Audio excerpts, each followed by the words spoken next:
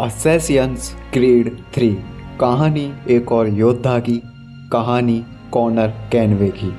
जी हाँ, फाइनली मैं लेके आ चुका हूँ असैसिन्स क्रीड 3 की स्टोरी।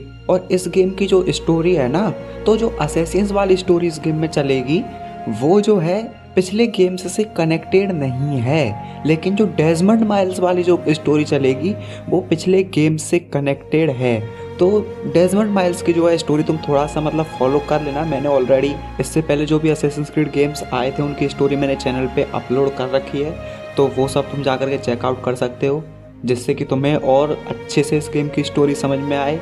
अब इसी बात के साथ चलिए शुरू करते हैं फिर आज का ये वीडियो।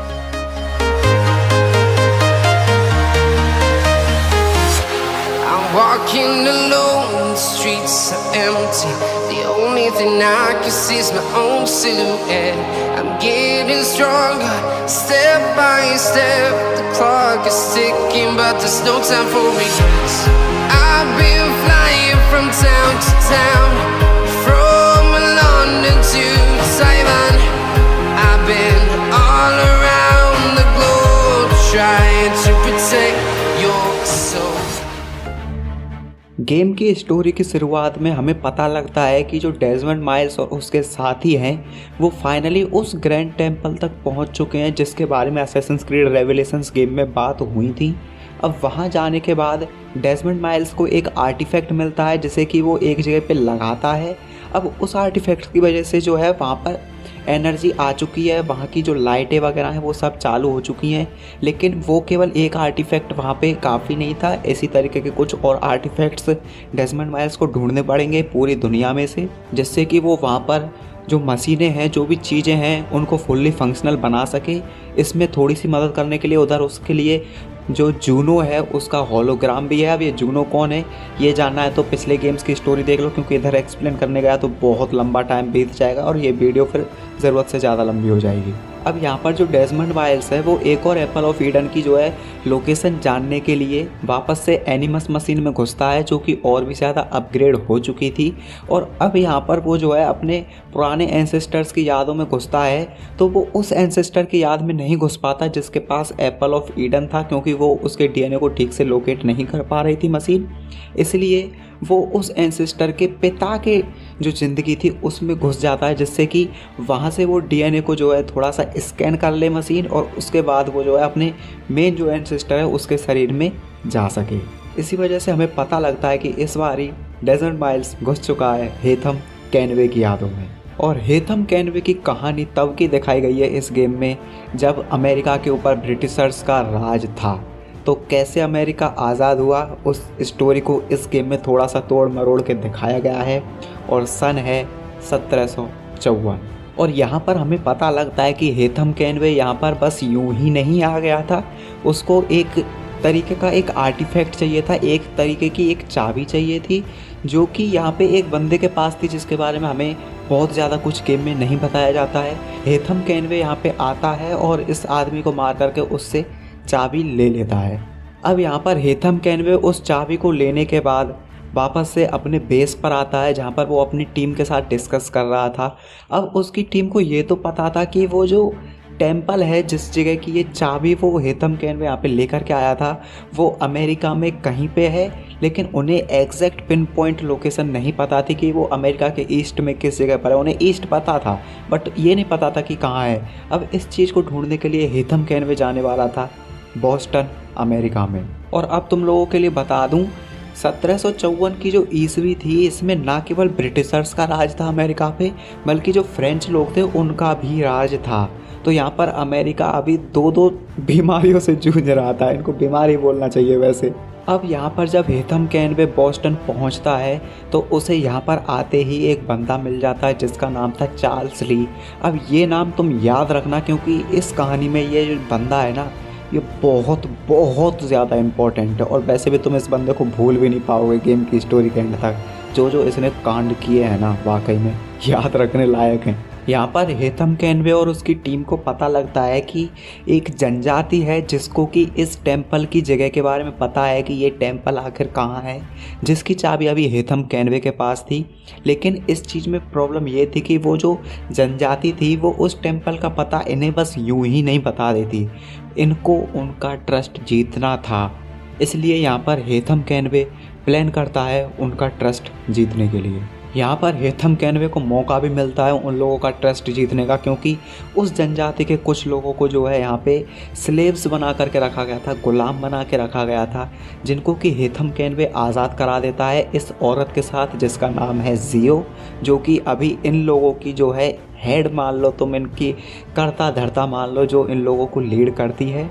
लेकिन यहाँ पर जियो हेथम कैनवे के लिए बिल्कुल भी नहीं रुकती, क्योंकि वो उसके ऊपर बिल्कुल भी विश्वास नहीं करती और हेथम कैनवे यहाँ चिल्लाता रह जाता है और जियो रफू चक्कर हो लेती है।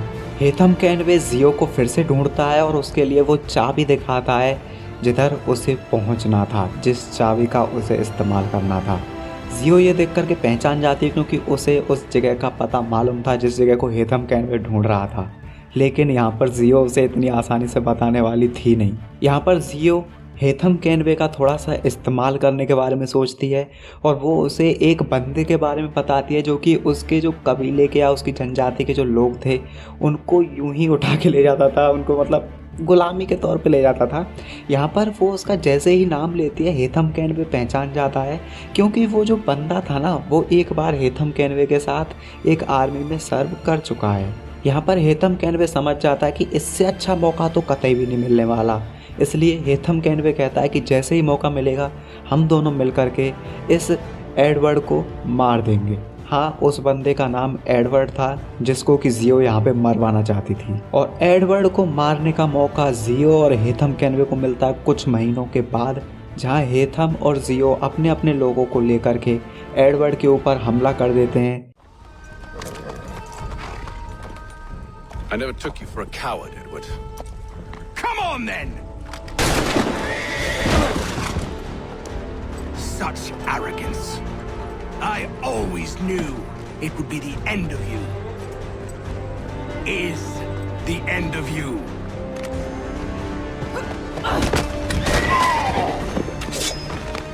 Don't.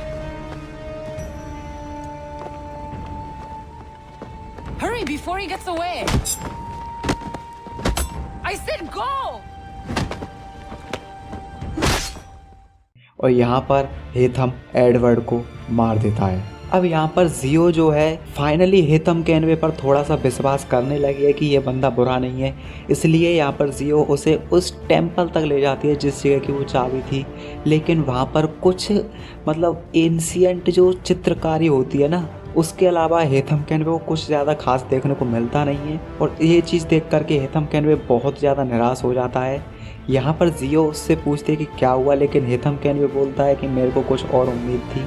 लेकिन यहाँ पर इतना ना होकर के कुछ ज़्यादा हो जाता है और हेथम कैनवे और जियो फाइनली रिलेशनशिप में पहुँचते हैं। इसके बाद हेथम कैनवे वापस से अपने ग्रुप के पास जाता है, जहाँ पर जाकर के वो कहता है कि हम बहुत ही गलत जगह ढूंढ रहे थे, हमें जो चाहिए वो उस जगह पर नहीं है। और यहाँ पर आकर के हेथम कैनवे कहता है कि हमें अपनी कोशिशें और बढ़ानी होंगी, और उन कोशिशों को बढ़ाने के लिए वो ये जो चार्ल्स ली नाम का बंदा देखा था ना तुमने, जिसके लिए मैंने बोला था कि इसको याद रखना, तो इसको वो जो है अपने ग्रुप का मेंबर बना लेता है। लेकिन अब तुम्हें जानने के बाद हैरानी होगी कि ये ग्रुप कौन सा था। ये था टेम्पलार्स का group. To uphold the principles of our order and all that for which we stand. I do. And never to share our secrets nor divulge the true nature of our work.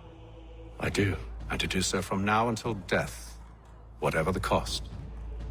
I do. Then we welcome you into our fold, brother. Together, we will usher in the dawn of a new world, one defined by purpose and order. Give me your hand.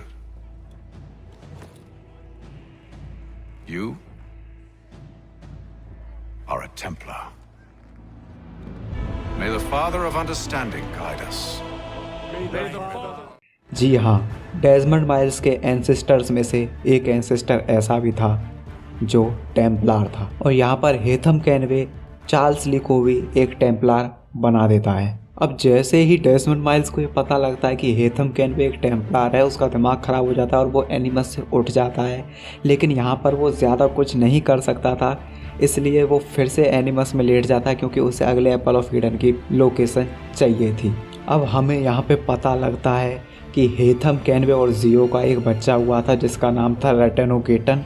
Pronunciation थोड़ा सा ऊपर नीचे देख लेना क्योंकि इसका नाम बहुत ही अजीब था। अब यहाँ से आगे जो डेसमंड माइल्स है वो इसी की जो यादें हैं उन्हें एक्सेस करेगा आगे चल के, और इसी की यादों से वो अगले एप्पल ऑफ ईडन की लोकेशन को पहचानेगा। और कहानी में आगे चल के हमें पता लगता है कि रेटेनोगेटन जो है अपने दोस्तों के साथ एक दिन खेलने के लिए जंगल में जाता है, जहाँ पर बहुत बुरा अभी उसके साथ में होने वाला था। और यहाँ पर हमें पता लगता है कि रेटेनोगेटन एक जगह पर अपने दोस्तों के साथ जहाँ छुपन छुपाई खेल रहा था, तो यहाँ पर चार्ल्स ली आ जाता है और उसे उसकी जगह से बाहर निकाल देता है। अब यहाँ पर देखो, ये चार्ल्स ली वो चार्ल्स ली नहीं है जो हेथम कैनवे के सामने था, क्योंकि उसके सामने तो ये बहुत मतलब हम्बली पेश आ रहा था, जैसे कितना ही अच्छा बंदा है ये। और यहाँ पर ये बहुत ही बड़ा लस्सन बन के उसके सामने पेश आ रहा था। यहाँ पर चार्ल्स ली जो है उससे पूछता है कि मुझे तेरे गांव का पता बता दे और मैं तेरे को यहाँ पे ज़िंदा छोड़ जाऊँगा। लेकिन यहाँ पर जो है रेटेनोगेटन उसे कुछ भी नहीं बताता है। उससे में उसका नाम पूछता है कि आखिर तेरा नाम क्या है, ये बता तो दे। चार्ल्स ली पूछता है कि तू नाम जान के क्या ही करेगा। रेटेनोगेटन कहता है जिससे कि मैं तुझे ढूंढ सकूं बाद में। अब यहाँ पर अपना नाम बताने के बाद जो चार्ल्स ली है वो रेटेनोगेटन को बेहोश कर देता है। अब हम कहानी में आगे देखते हैं कि रेटेनोगेटन को थोड़ी देर बाद जो है होश आता है और वो भाग करके अपने गाँव की तरफ जाता है। तो इधर उसे पता लगता है कि उसके गांव में जो है सभी तरफ आग आग हो रखी है और मोस्ट प्रोबेबली चार्ल्स ली ने ही ये आग लगाई होगी।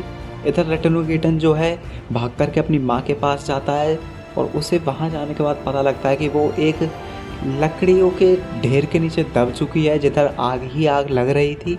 यहाँ पर वो उसे बचाने की कोशिश भी कर रहा था, लेकिन टाइम बहुत ज़्यादा नहीं था, इसलिए यहाँ पर रेटेनोगेटन को उसी की जो ट्राइब था उसका एक बंदा खींच करके ले जाता है कि इसकी माँ तो मरने ही वाली है, कम से कम इसको बचा लो। इसके बाद हमें टाइम जंप दिखाया जाता है और कहानी पहुंच जाती है सीधा 1769 ईस्वी में, जहां पर रेटेनोगेटन अभी 13 साल का हो चुका है और अभी तक उसे इतना बड़ा पाल पोस करके किया था उसकी दादी ने। हाँ, वापस से उसकी दादी ही जो है उस क्लैन की, उस ट्राइब की जो है लीडर बन चुकी थी, जो कि अभी उसकी बेटी को होना चाहिए था, मतलब रेटेनोगेटन की माँ को होना चाहिए था, लेकिन अभी वो जिंदा नहीं थी। यहाँ पर एक दिन रेटेनोगेटन की जो दादी है वो उसे बुलाती है और उसको एक ऐसी चीज़ दिखाती है जिसके लिए कि इनका ट्राइब या इनका क्लैन बोलूँ, जो कि बहुत लंबे टाइम से लड़ता आ रहा था और उस चीज़ को छुपाता हुआ आ रहा था, जो था एक और एप्पल ऑफ ईडन का पीस। यहाँ पर रेटेनोगेटन जैसे ही उस एप्पल ऑफ ईडन के पीस को अपने हाथ में लेता है, तभी हमें पता लगता है कि उसे विजन्स आना शुरू हो चुके हैं और उन विजन्स में उसे दिखती है जूनो, जो उसे बताती है कि अगर उसने अभी कुछ कदम नहीं उठाया तो आने वाले कुछ ही सालों में जो ब्रिटिशर्स और जो फ्रेंच लोग हैं वो उसके गांव को, उसकी जनजाति को, सभी कुछ को जला करके खाक कर देंगे, कुछ भी उसके लिए नहीं छोड़ेंगे। और यहाँ पर रेटेनोगेटन ही एक चूजन वन है जो कि ये सब होने से बचा सकता है। इसके बाद जूनो जो है उसे असेसियंस का सिंबल ढूंढने के लिए कहती है कि ये सिंबल ढूंढो जिससे कि तुम्हें मदद मिल सके। जो आदमी तुझे ट्रेन करेगा वो इस सिंबल को पहचान जाएगा। यहाँ पर रेटेनोगेटन जैसे ही होश में आता है वो उस सिंबल को ज़मीन पे लिखता है। तभी उसकी दादी देख करके समझ जाती है कि इसने अपने सपनों में क्या देखा है और उसकी दादी उस आदमी का पता बता देती है जो उस सिंबल से जुड़ा हुआ था और उसे आगे बढ़ने के लिए कहती है। यहाँ पर रेटेनोगेटन 13 साल की उम्र में उस बंदे को ढूंढने के लिए निकल जाता है जो कि उसे ट्रेन कर सके। लेकिन जैसे ही वो उसके पास पहुंचता है और उससे कहता है कि क्या तुम मुझे ट्रेन कर सकते हो, वो बंदा बिल्कुल ही साफ मना कर देता है उससे। और यहाँ पर जो रेटेनोगेटन है वो कई दिनों तक उसके घर के बाहर ही रहता है। उसके जो घोड़ों का अस्तबल होता है उधर ही सोता है, लेकिन उस आदमी का जो है दिल बिल्कुल भी नहीं पिघलता उसे ट्रेन करने के लिए।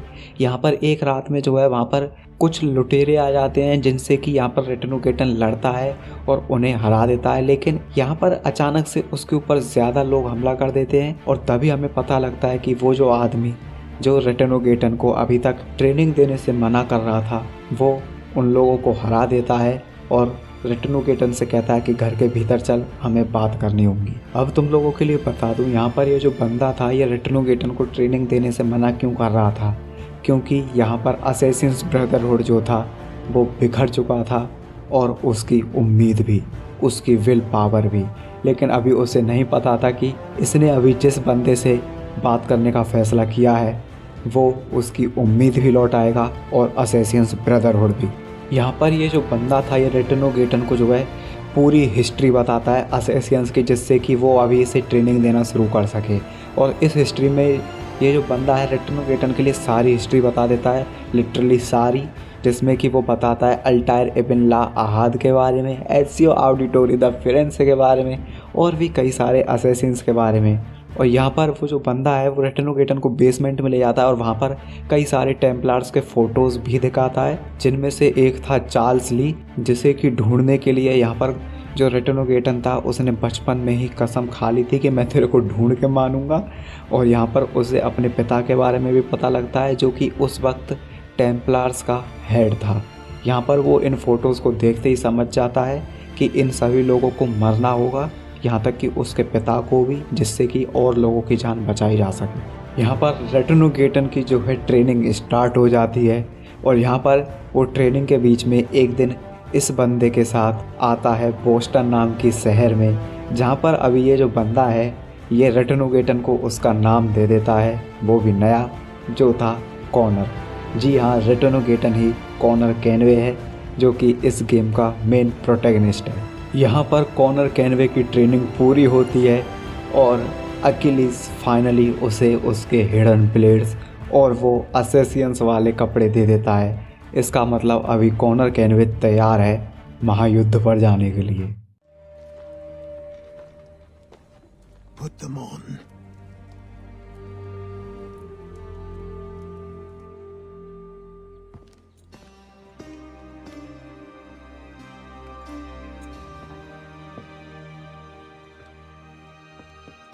Once upon a time, we had a ceremony on such occasions. But I don't think either of us are really the type for that.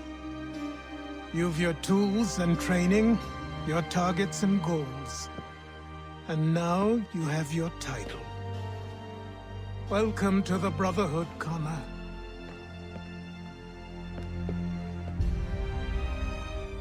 और इधर डेजमंड माइल्स की दुनिया में हमें पता लगता है कि फाइनली उन्हें एक और आर्टिफैक्ट की लोकेशन मिल चुकी है, जो कि अभी इस जगह को जो है फंक्शनल बनाने के लिए चाहिए था।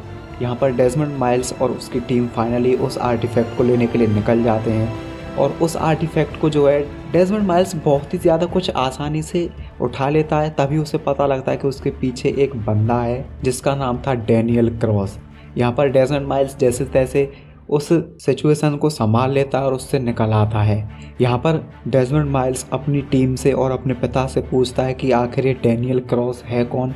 तब शॉन उसे बताता है कि डैनियल क्रॉस एक बार असैसिन्स के ग्रुप का ही मेंबर था, लेकिन केवल तब तक जब तक हमें पता नहीं लग गया कि वो एब्स्टर्गो इंडस्ट्रीज़ यानी टेम्पलार्स का ही एक स्लीपर एजेंट था, जो कि हमारी यहाँ पर जो है जासूसी कर रहा था। और उसने जो है सारी बातें जा कर के जो एब्स्टर्गो इंडस्ट्रीज़ थी या फिर बोलूँ कि जो टेम्पलार्स थे उनको दे दी थी। इसका मतलब अभी टेम्पलार्स को पता था कि डेजमंड माइल्स और उसकी टीम जो है क्या ढूंढ रही है, अब बस उन्हें इनकी टीम को लोकेट करना था। लेकिन इसके भी अलावा अभी डेजमंड माइल्स और उसकी टीम के पास 2 आर्टिफैक्ट ऑलरेडी आ चुके थे, उन्हें चाहिए थे केवल 2 और। लेकिन उन दोनों की लोकेशन फ़िलहाल इन लोगों को नहीं पता थी, इसलिए डेजमंड माइल्स फिर से एनिमस मशीन में लेट जाता है और फिर से फोकस करता है कॉनर कैनवे की कहानी पर। इधर हमें पता लगता है कि कॉनर कैनवे का बचपन का दोस्त उसे बताता है कि जो ब्रिटिशर्स लोग हैं वो उनके गांव की जो ज़मीन है उधर कब्जा करना चाहते हैं। यहाँ पर कॉनर कैनवे समझ चुका था कि अभी मुझे कुछ ना कुछ करना ही होगा। अकिलीस जो है कॉनर को सन्स ऑफ लिबर्टी के पास पहुँचा देता है। अब अकिलीस वही बंदा है जिसने कि कॉनर कैनवे को जो है ट्रेन किया था। What have you done? When my people go to war, a hatchet is buried into a post to signify its start. When the threat has ended, the hatchet is removed. You could have used a tree. यहाँ पर Connor Kenway sons of liberties जो हैं उनसे मिलता है और उनसे मिल कर के एक प्लान बनाता है जिससे कि यहाँ पर विलियम जॉनसन जो कि ब्रिटिश आर्मी का एक अच्छा खासा हेड था और टेम्पलार्स के ग्रुप का भी हिस्सा था, जो कि कॉनर कैनवे के गांव की ज़मीन पर जो है कब्जा करना चाहता था। तो अभी ये जो लोग हैं ये प्लान बनाते हैं कि विलियम जॉनसन को जो है बहुत तगड़ा सा घाटा देते हैं जिससे कि उसका अभी के लिए दिमाग ख़राब हो जाए, वो कुछ भी करने के बारे में सोचे नहीं। इसके लिए यहाँ पर Connor Kenway sons of liberty के साथ मिलकर के जाता है और विलियम जॉनसन का जो ब्रिटिश की चाय का जो धंधा था कॉनर कैनवे उसे बर्बाद कर देता है, क्योंकि वो उस पूरी चाय को जो भी थी उसे समुद्र में फेंक देता है बर्बाद होने के लिए। और यहाँ पर विलियम जॉनसन कुछ भी नहीं कर पाता सिवाय देखने के। और यहाँ पर जॉनसन को समझ जाना चाहिए था कि मुझे रुक जाना चाहिए, क्योंकि अभी कॉनर कैनवे नहीं रुकने वाला।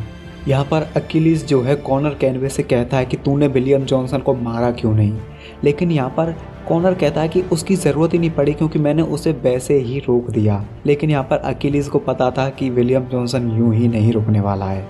अब तुम लोगों के लिए बता दूं, यहाँ पर जो कॉनर कैनवे है वो लोगों को मारने में बिलीव नहीं रखता जब तक उसका बस चले, लेकिन अगर कोई उसके रास्ते में या लोगों की आज़ादी के रास्ते में आएगा तो वो उसको मारने से पहले एक बार नहीं सोचेगा। यहाँ पर कॉनर कैनवे अलग अलग गाँव में जाता है और उनको ब्रिटिशर्स की कैद से आज़ाद कराना शुरू कर देता है। लेकिन कुछ ही दिनों बाद हमें यहाँ पे पता लगता है कि अकिलीस का डर सही था।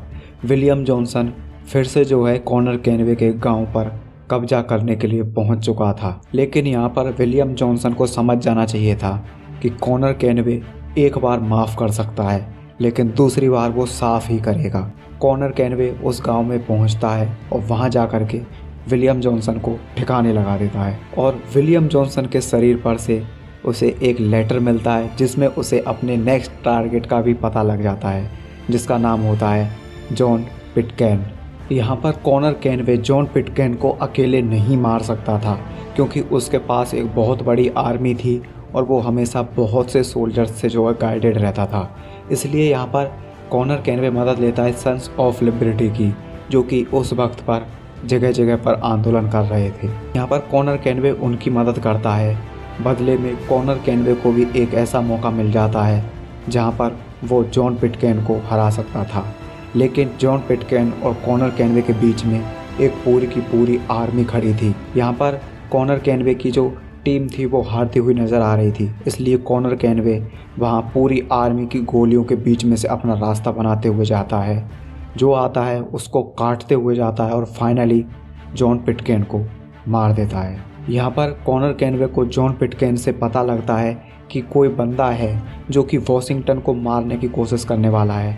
अब वॉशिंगटन के बारे में जो लोग नहीं जानते हैं तुम्हारा तो मैं खैर क्या ही करूं, लेकिन वॉशिंगटन जो है अमेरिका को जो आज़ाद कराने में जो है काफ़ी ही ज़्यादा कुछ भूमिका शायद से उसने निभाई थी, क्योंकि मेरे को अमेरिका की हिस्ट्री बहुत ज़्यादा क्लियर नहीं है, लेकिन मुझे मालूम है कि वो उनके लिए बहुत ही ज़्यादा रेस्पेक्टेड बंदा है अमेरिकन्स के लिए। इसी वजह से उसी के नाम पर उधर के एक शहर का भी नाम है जिसका नाम है वॉशिंगटन डीसी। अब यहाँ पर जब कॉनर कैनवे को पता लगता है कि कोई जो है वॉशिंगटन को मारने की कोशिश करना चाहता है, इसलिए वो यहाँ पर तुरंत उस जगह से निकल जाता है वॉशिंगटन को बचाने के लिए। यहाँ पर कॉनर कैनवे उस बंदे का पीछा करता है जो कि वॉशिंगटन को मारने की कोशिश कर रहा था, जिसका नाम था थॉमस हिकी। कॉनर कैनवे उसका पीछा करता है और उसे एक जगह पर पकड़ लेता है, लेकिन तभी वहाँ पर कुछ सोल्जर्स आ जाते हैं और वो थॉमस हिकी और कॉनर कैनवे दोनों को मार करके जेल में डाल देते हैं। यहाँ कॉनर कैनवे की आंखें जेल में खुलती हैं। We are heroes tonight. We will fly above the sky. We are heroes tonight. Yeah. We are heroes tonight. We will fly above the sky. We are heroes tonight. Yeah.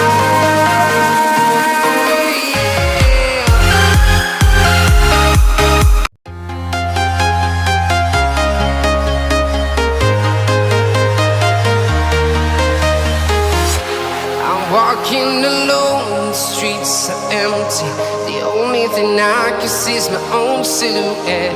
I'm getting stronger, step by step. The clock is ticking, but there's no time for regrets. I've been flying from town to town, from London to Taiwan. I've been all around the globe trying to protect your soul. यहाँ Connor Kenway की आंखें jail में खुलती हैं और तब उसे पता लगता है कि उसका पिता हेथम कैनवे, चार्ल्स ली और टेम्पलार्स जो हैं थॉमस हिकी को जो है उस जेल में से आज़ाद कराने के लिए आ गए हैं। और यहाँ पर हेथम कैनवे चार्ल्स ली को ऑर्डर देता है कि इस असैसिन के साथ तू डील करेगा। यहाँ पर चार्ल्स ली कॉनर को ना जाने कैसे पहचान जाता है कि ये वही छोटा सा बच्चा है जो कि उसे उस दिन जंगल में मिला था। यहाँ पर चार्ल्स ली प्लान बनाता है कॉनर कैनवे को मरवाने का, वो भी पूरे लीगल तरीके से। और उसका प्लान था कि जो जेल का वार्डन था उसके मर्डर का और वॉशिंगटन को मारने का जो प्लान चल रहा था उसका करता धरता कॉनर को जो है लोगों की नज़रों में ये साबित कर देता, जिससे कि अभी कॉनर कैनवे को यहाँ पर फांसी हो सकती थी। लेकिन जैसे ही वो लोग कॉनर कैनवे को फांसी के लिए ले जा रहे थे तभी कॉनर कैनवे देखता है कि उसके जो साथी असैसियंस थे वो लोग एक एक करके सभी टेम्पलार्स को निपटाते जा रहे थे और उसकी मदद करने के लिए भी आ रहे थे। यहाँ पर कॉनर कैनवे आज़ाद हो जाता है और वो भाग कर के सबसे पहले थॉमस हिकी को मार देता है, जिससे कि वॉशिंगटन की जान बच जाती है।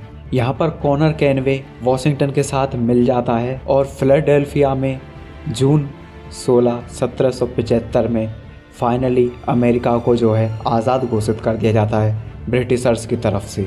यहाँ पर आज़ादी के कुछ महीने बाद कॉनर कैनवे को वॉशिंगटन से पता लगता है कि कुछ जो है कारवाज आ रहे थे और वहाँ पर उन्हें लूट लिया गया है और जो बेंजामिन चर्च नाम का जो कैदी था वो भी जेल से भाग चुका है।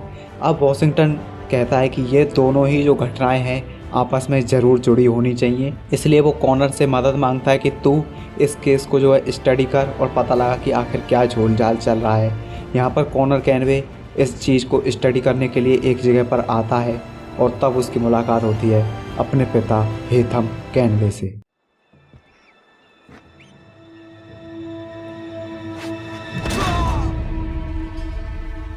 Father.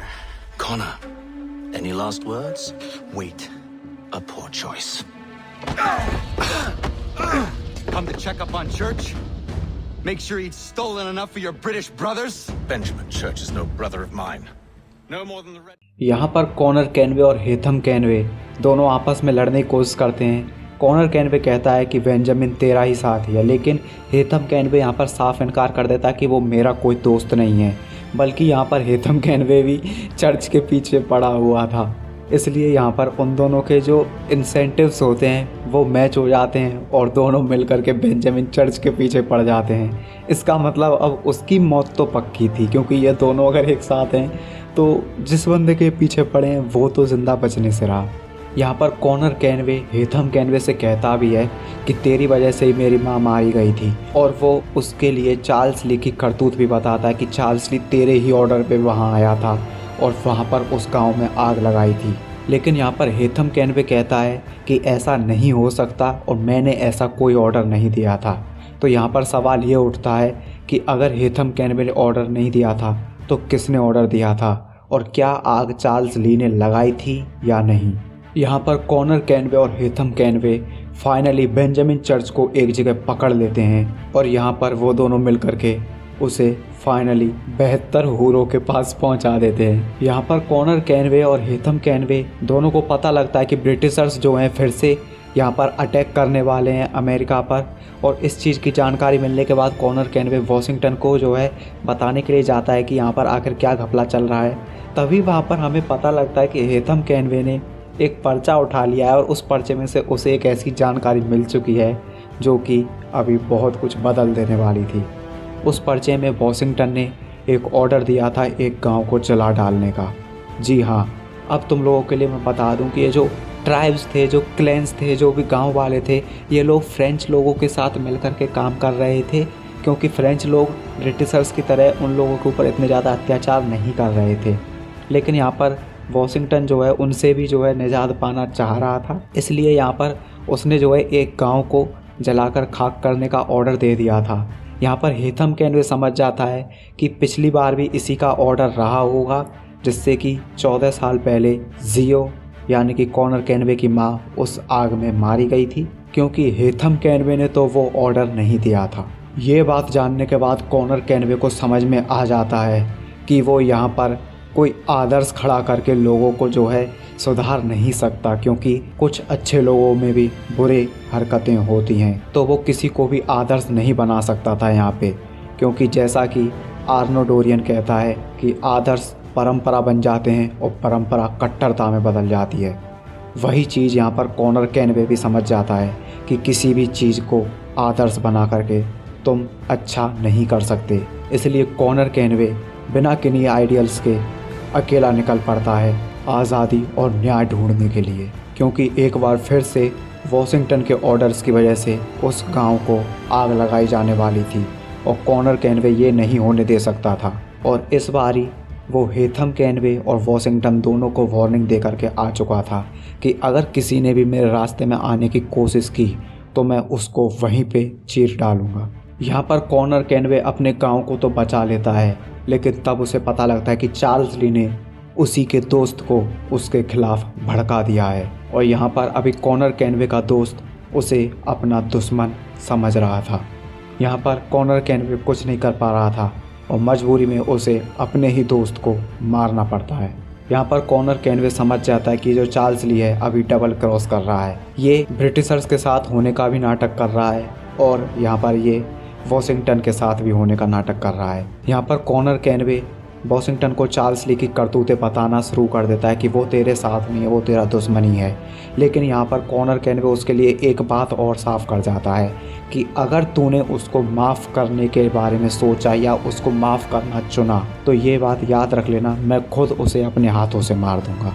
और यहाँ पर हमें पता लगता है कि कॉनर कैनवे चार्ल्स ली को मारने के लिए निकल पड़ा है। इधर डेजमंड माइल्स की दुनिया में अगर हम देखें तो हमें पता लगता है कि अभी वो लोग जो हैं एक और आर्टिफैक्ट को ढूंढ लेते हैं और डेजमंड माइल्स उस आर्टिफैक्ट को भी ले आता है उस दरवाजे के पीछे देखने के लिए, जिधर अभी इस दुनिया को बचाने का रास्ता था उस सोलर फ्लेयर से जो कि बस आने ही वाली थी। लेकिन यहाँ पर डेजमंड माइल्स को एक खबर और मिलती है कि उसके पिता को टेम्पलार्स ने यानी एब्स्टरगो इंडस्ट्रीज़ ने किडनैप कर लिया है। यहाँ पर डेजमंड माइल्स जैसे ये सुनता है कि उसके पिता को एब्स्टरगो इंडस्ट्रीज़ ने पकड़ लिया है, उसका दिमाग ख़राब हो जाता है और वो अपने हिडन ब्लेड्स को पहन करके निकल पड़ता है अपने पिता को बचाने के लिए। अभी तुम लोगों के लिए मैं बता दूं कि डेजमंड माइल्स के पास अभी 3 असैसियंस की जो फाइटिंग एक्सपीरियंस है, जो उनकी स्किल्स हैं, जो उनकी एबिलिटीज़ हैं, वो डेजमंड माइल्स के पास हैं। अल्टायर एवेनला, आहाग, एजियो ऑडिटोरी, द फिरेंसे एंड कॉनर कैनवे। अब तुम लोग ये सोचो कि जब ये लोग अकेले अकेले थे तो ये किसी से नहीं रुके और डेजमंड माइल्स के पास इन तीनों की स्किल्स थी, तो ये किससे ही रुकने वाला था। इसलिए ये एब्स्टरगो इंडस्ट्रीज़ के हेडक्वार्टर्स में एंटर होता है और वहाँ पर चीर फाड़ मचा देता है।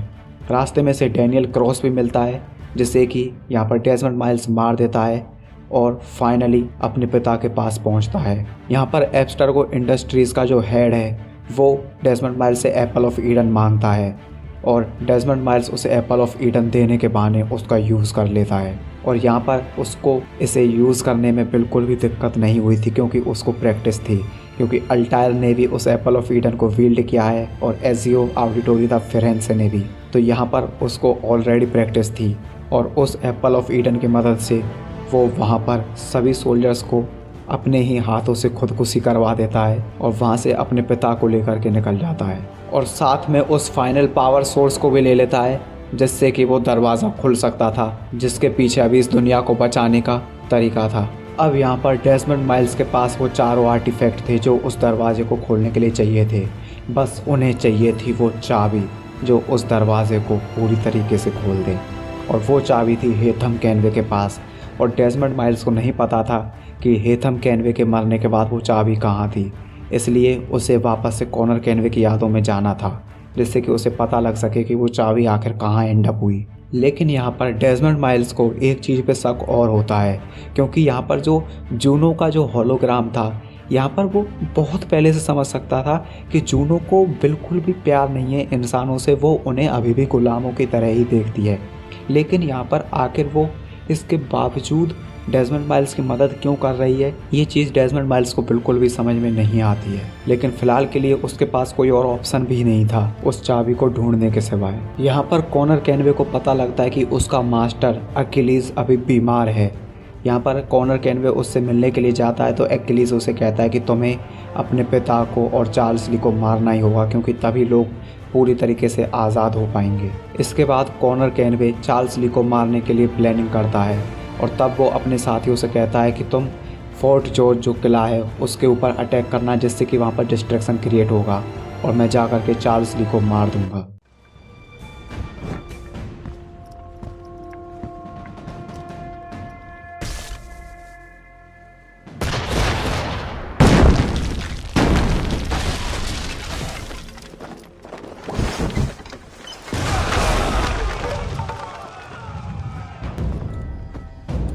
Where are you, Charles? Gone.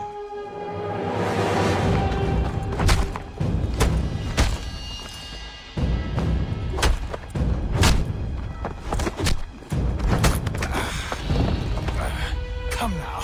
You cannot hope to match me, Connor. For all your skills, you are still but a boy, with so much left to learn. Give me Lee! Impossible. He is the promise of a better future. Sheep need a shepherd. He has been dismissed and censured. He can do nothing for you now. A temporary setback. He will be restored.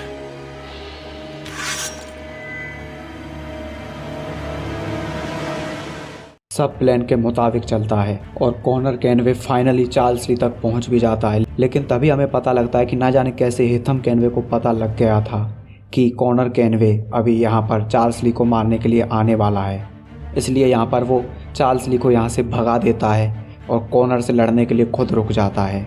यहाँ पर उन दोनों के बीच में लड़ाई होती है, जिसमें कि कॉनर कैनवे और हेथम दोनों ही घायल हो जाते हैं।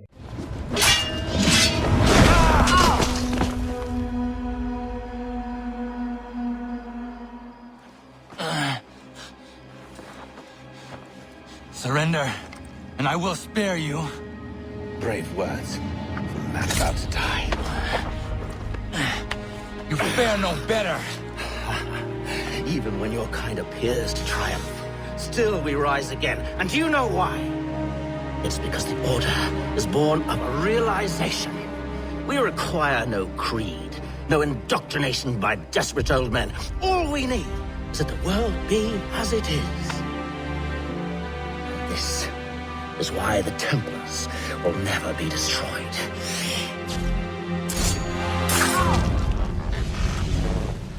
कॉनर कैनवे यहाँ पर अपने ब्लेड से हेथम को मार देता है। अब यहाँ पर तुम लोगों के लिए मैं एक बात बता देता हूँ। तुम लोगों को लग रहा होगा कि यहाँ पर कॉनर कैनवे जीत गया, लेकिन ऐसा नहीं था, क्योंकि हेथम को पता था कि असैसियंस अपने हिडन ब्लेड से क्या कर सकते हैं, वो उसे कहाँ पहनते हैं, कैसे यूज़ करते हैं, क्योंकि वो भी एक पहन रहा था।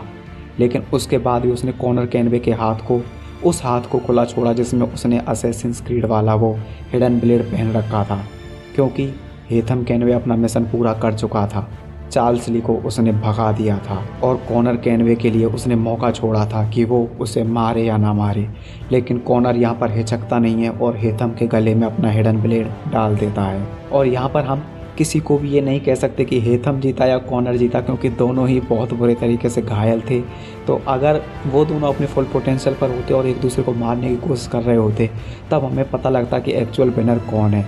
लेकिन यहाँ पर दोनों ही घायल थे, दोनों को एक दूसरे से सम काइंड ऑफ कनेक्शन तो था ही। तो इधर हमें नहीं पता कि कौन ज़्यादा पावरफुल है। इधर हमें पता लगता है कि कॉनर कैनवे जब हेथम को मारता है तो कॉनर कैनवे को उसके पास वो एम्यूलेट, वो चाबी नहीं मिलती जो डेजमंड माइल्स के उस दरवाजे को खोल सके, क्योंकि हेथम कैनवे ने वो एम्यूलेट चार्ल्स ली को दे दिया था और अभी चार्ल्स ली ही टेम्पलर्स का नया लीडर था। यहाँ पर कॉनर को पता था कि अगली जान उसे किसकी लेनी है, वो थी चार्ल्स ली की जान। कॉनर कैनवे चार्ल्स ली का पीछा करता है।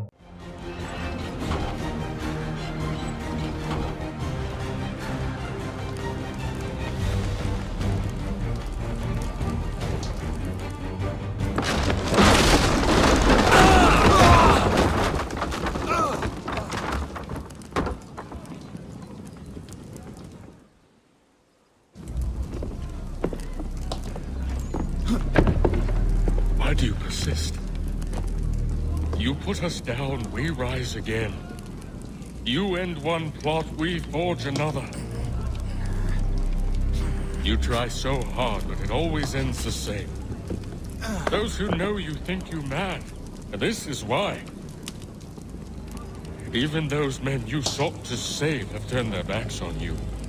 Yet you fight. You resist. Why? Because no one else will.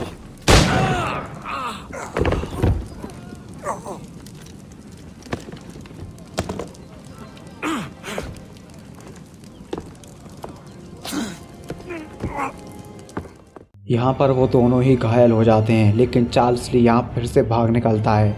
Connor Kenway उसका फिर से पीछा करता है और वो दोनों एक बार में एंड अप करते हैं, जहाँ पर कॉनर कैनवे उसके साथ थोड़ी देर बैठता है और फाइनली चार्ल्स ली की कहानी यहाँ ख़त्म कर देता है। यहाँ पर चार्ल्स ली को मारने के कुछ महीनों बाद कॉनर कैनवे अपने गांव लौटता है तो उसे पता लगता है कि सभी गांव वाले उसे यहाँ पर छोड़ करके अलग जगह पर मूव कर चुके हैं। कॉनर कैनवे ने आज़ादी के लिए लड़ाई लड़ी, लेकिन उसे पता लगता है कि ये आज़ादी सबको नहीं मिली।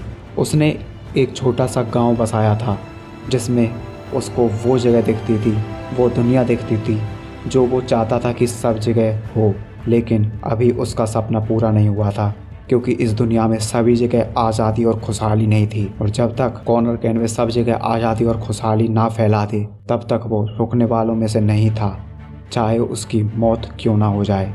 इसलिए कॉनर कैनवे यहाँ पर बोलता है कि माँ, पिताजी, मुझे अफसोस है, मैंने आप दोनों को निराश किया। मैंने अपने लोगों की रक्षा करने का वादा किया था।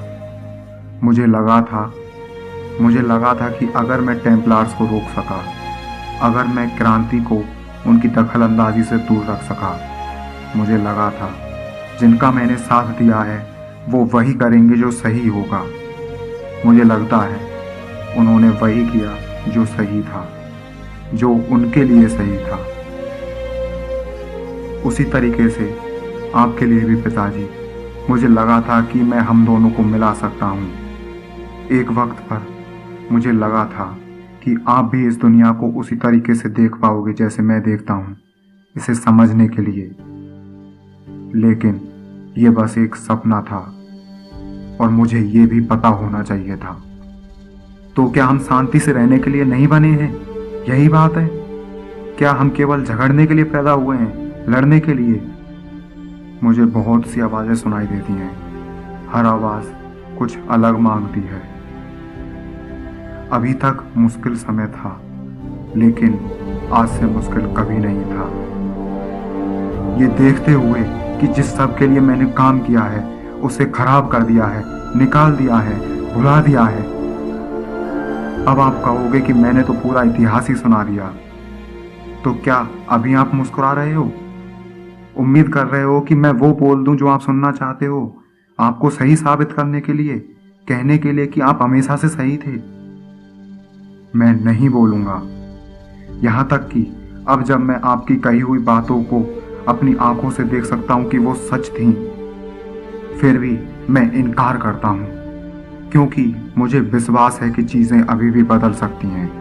हो सकता है मैं कभी कामयाब ना हूँ, हो सकता है असैसियंस और आने वाले हज़ारों सालों तक संघर्ष करते रहें, लेकिन हम रुकेंगे नहीं। समझौता सब मुझसे यही चाहते हैं, इसलिए मैंने भी समझौता करना सीख लिया है, लेकिन औरों से अलग तरीके से। मुझे अब महसूस हो चुका है कि चीज़ें वक्त लेंगी, कि ये रास्ता जिस पे मैं चल रहा हूँ ये अभी बहुत लंबा और अंधेरों से घिरा हुआ है। ये वो रास्ता है जो मुझे हर बार वहाँ नहीं ले जाएगा जहाँ मैं जाना चाहता हूँ। और मुझे शक है कि मैं इस रास्ते का अंत देखने के लिए जिंदा भी रहूँगा, लेकिन फिर भी मैं आगे बढ़ूँगा क्योंकि मेरे साथ उम्मीद है। और जब भी कोई मुझसे वापस लौटने के लिए जिद करेगा, मैं आगे बढ़ूँगा। ये है मेरा समझौता। कॉनर कैनवे अपने गांव में उस एप्पल ऑफ ईडन के पीस को भी देखता है जो कि उसकी दादी ने बचपन में उसको दिया था। यहाँ पर कॉनर उस एप्पल ऑफ ईडन के पीस को वापस से हाथ में लेता है और फिर से जूनो से बात करता है। यहाँ जूनो उसे कहती है कि इस एम्यूलेट को, इस की को, जो कि उसने अभी चार्ल्स ली से ली थी, तो उसे वो छुपाने के लिए कहती है कि इसे छुपा दो और अब बस तुम्हारा काम पूरा हुआ। कॉनर ऐसा ही करता है और उस चाबी को अकिलीज की कब्र के पास छुपा देता है। जी हाँ, अकिलीज इस वक्त तक मर चुका था। और तुम लोगों के लिए एक बात बता दूं, अकिलीज भी एक बार बहुत खतरनाक असैसियन था, एक बहुत अच्छा फैमिली मैन भी था। उसकी वाइफ थी, उसका एक बेटा था, लेकिन उसने बहुत ही जल्दी उनको खो दिया था। और कॉनर कैनवे को उसका जो कॉनर नाम मिला था वो अकिलीज ने इसलिए दिया था क्योंकि उसके बेटे का नाम भी कॉनर था, जो कि सालों पहले उससे छिन गया था। उसने कहीं ना कहीं कॉनर में अपना बेटा देखा और कॉनर ने उसे डिसअपॉइंट कतई भी नहीं किया। यहाँ कॉनर कसम खाता है कि वो अकिलीज को एक दिन प्राउड महसूस ज़रूर करवाएगा। इधर हमें पता लगता है कि क्योंकि अभी डेजमंड माइल्स को उस एम्यूलेट की लोकेशन पता लग चुकी थी, तो डेजमंड माइल्स जाकर के उस एम्यूलेट को निकाल लेता है और ग्रैंड टेम्पल में आकर के वो दरवाज़ा खोल लेता है। तब हमें पता लगता है कि जूनो डेजमंड माइल्स को बता रही है कि उन्होंने सोलार फ्लेयर से बचने के लिए एक मशीन बना ली थी, लेकिन वो उसे यूज़ नहीं कर पाए क्योंकि वो मशीन पूरी नहीं हुई थी। उन्होंने उस मशीन को बनाने का काम और मशीनों पे छोड़ दिया जो कि सदियों तक उस मशीन को बनाने में लगी रही थी, जो कि सोलार फ्लेयर से धरती को बचा सकती थी। और अभी उस मशीन को एक्टिवेट करने के लिए बस एक चीज़ चाहिए थी, वो था डेजमंड माइल्स का टच। जूनो उससे कहती है कि इसको टच करो और पूरी पृथ्वी को बचा लो जिससे कि सोलार फ्लेयर धरती से ना टकरा पाएँ। लेकिन तभी वहाँ पर मिनर्वा आ जाती है और अभी तुम्हें पता लगेंगे जूनो के असली कारनामे। इधर मिनर्वा के ज़रिए हमें पता लगता है कि शुरुआत से ही ये सब जूनो का प्लान था। अल्टायर हो, एजियो हो या हो कॉनर कैनवे, सभी को जूनो ने ही कंट्रोल किया था अभी तक। वो कैसे? क्योंकि जब जूनो और मिनर्वा की जो स्पीसीज़ थी वो तबाह हो रही थी, तब जूनो ने अपनी जो कॉन्शियसनेस थी वो इस ग्रैंड टेम्पल की दीवारों में ट्रांसफ़र कर दी थी और दुनिया भर में एप्पल ऑफ ईडन के पीसेस को भी बिखेर दिया था। अब उन एप्पल ऑफ ईडन के पीसेस की मदद से ही वो अलग अलग लोगों से बात कर पा रही थी और उसने उन्हीं लोगों को चुना जो उसे आज़ाद करवा सकते थे उन एप्पल ऑफ ईडन्स की मदद से, जिनमें से कुछ थे अल्टायर, एजियो और कॉनर कैनवे।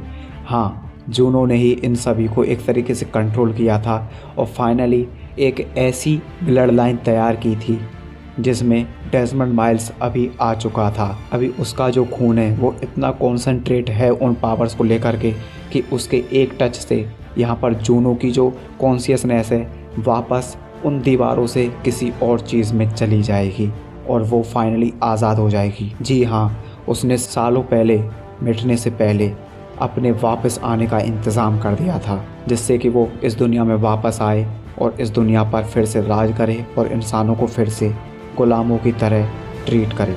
यहाँ पर मिनर्वा डेजमंड माइल्स को एक बात और बताती है कि अगर वो जूनो के प्लान को फॉलो नहीं करता तो इंसानियत को बचाया जा सकता है। और वो कैसे बचाने की बात कर रही थी? मिनर्वा कहती है कि जो सोलार फ्लेयर है वो पृथ्वी से उसको टकराने दो। यहाँ पर इंसानों का खात्मा होते होते बच जाएगा, कुछ लोग इस तबाही को सरवाइव कर जाएंगे और डेजमंड माइल्स और उसके साथी जो हैं इस ग्रैंड टेम्पल में सुरक्षित रहेंगे। वो जो कुछ लोग बचेंगे उन्हें डेजमंड माइल्स फिर से एक नई राह दिखाएगा और डेजमंड माइल्स के ज्ञान के चलते वो लोग डेजमंड माइल्स को एक दिन पूजने लगेंगे और उसी के ज्ञान के चलते यहाँ पर इंसानों का फिर से उदय होगा और फिर से वो लोग एक ऐसी दुनिया बना पाएंगे जो आज जैसी दिखती होगी और साइकिल इसी तरीके से चलती रहेगी। मिनर्वा का कहना था कि ये चीज़ें होना ज़रूरी है, एक बार तबाही होगी तभी नई शुरुआत होगी। लेकिन यहाँ पर डेजमंड माइल्स अपना फैसला कर चुका था, वो लाखों करोड़ों लोगों को यूं ही मरने नहीं दे सकता था, इसलिए वो जूनो की बात मान जाता है डेज़मंड माइल्स सोचता है कि जूनो चाहे कितनी भी बुरी हो, इंसान कोई ना कोई तरीका निकाल ही लेंगे इसे ठिकाना लगाने का। लेकिन डेज़मंड माइल्स को नहीं पता था कि जूनो कितनी ताकतवर है। वो बस उम्मीद कर रहा था कि इंसान किसी ना किसी तरीके से जूनो को हराने का तरीका ढूंढ लेंगे। और यहाँ पर डेज़मंड माइल्स उस मशीन को हाथ लगा देता है जिससे कि वो मशीन एक्टिवेट हो जाती है। दुनिया तो बच जाती है, लेकिन एक टायरेंट जूनो इस दुनिया पर कहर ढाने के लिए आज़ाद हो जाता है। और इससे आगे हमें कुछ नहीं बताया जाता कि आखिर अभी जूनो क्या करने वाली है। सो ये थी असैसिन्स क्रीड 3 गेम की स्टोरी।